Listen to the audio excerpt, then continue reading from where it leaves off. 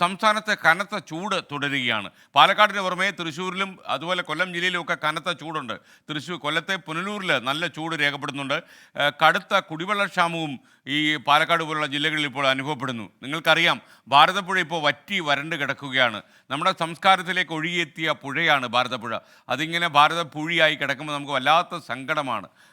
ഈ ഈ ഭാരതപ്പുഴയൊക്കെ നിറഞ്ഞ് കവിഞ്ഞ് കിടക്കുന്നതൊക്കെ ഞാൻ കണ്ടിട്ടുണ്ട്. ഞാൻ ഈ അടുത്തിടെ ഭാരതപ്പുഴയുടെ ഓരത്തൂടെ ഇങ്ങനെ വണ്ടിയിൽ പോകുമ്പം ഭാരതപ്പുഴ ഇങ്ങനെ വേദനിച്ച് കിടക്കുന്ന, വിറങ്ങലിച്ച് പൊട്ടി ഒലിച്ച് കിടക്കുന്ന പോലെ ഫീൽ ചെയ്യുന്ന രീതിയിൽ നമുക്ക് അനുഭവപ്പെടും.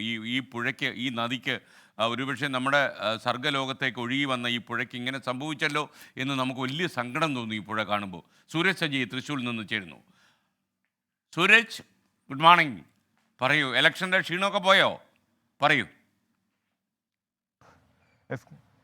എന്തായാലും ഇലക്ഷന്റെ ചൂട് മാറി, പക്ഷേ ചൂടിനൊരു കുറവുമില്ല എന്നുള്ളതാണ് തൃശ്ശൂരുകാർ പറയുന്നത്. സ്ഥാനാർത്ഥികൾക്ക് വെയിൽ കൊള്ളേണ്ട, പക്ഷേ ഇനി നാട്ടുകാർക്ക് നല്ലതുപോലെ വെയിൽ കൊള്ളേണ്ടി വരും എന്നുള്ളതാണ് കാലാവസ്ഥാ നിരീക്ഷണ കേന്ദ്രം ഉൾപ്പെടെ അറിയിക്കുന്നത്. 39 ഡിഗ്രിയിലധികം ചൂട് തൃശ്ശൂരിൽ ഉണ്ടാകും എന്നുള്ളതാണ് പ്രവചനം. പ്രത്യേകിച്ച് ഈ വെള്ളാനിക്കരയിലാണ് ഈ കാലാവസ്ഥാ നിരീക്ഷണ കേന്ദ്രം സ്ഥിതി ചെയ്യുന്നത്. അതുകൊണ്ട് തന്നെ ഈ പീച്ചി മേഖലയിലെല്ലാം കനത്ത ചൂട് അനുഭവപ്പെടുന്നു എന്നുള്ളതാണ് നമുക്ക് മനസ്സിലാക്കാൻ കഴിയുന്നത്. അതോടൊപ്പം തന്നെ ഈ തീരദേശ മേഖലയിൽ ചാവക്കാട് തുടങ്ങി എങ്ങണ്ടിയൂർ വരെയുള്ള തീരദേശ മേഖലയിലെല്ലാം കനത്ത ചൂട് രേഖപ്പെടുത്തുകയാണ്. അതോടുകൂടി മത്സ്യത്തൊഴിലാളികൾ ഉൾപ്പെടെ പറയുന്നത് വറുതിയിലേക്ക് കാര്യങ്ങൾ പോകുന്നു എന്നുള്ളതാണ് മത്സ്യത്തൊഴിലാളികൾ ചൂണ്ടിക്കാണിക്കുന്നത്. എന്നാൽ മറുവശത്ത് ഈ ഭാരതപ്പുഴയോട് ചേർന്ന മേഖലയുണ്ട്, ചേലക്കരയും വടക്കാഞ്ചേരിയും അടങ്ങുന്ന മേഖല.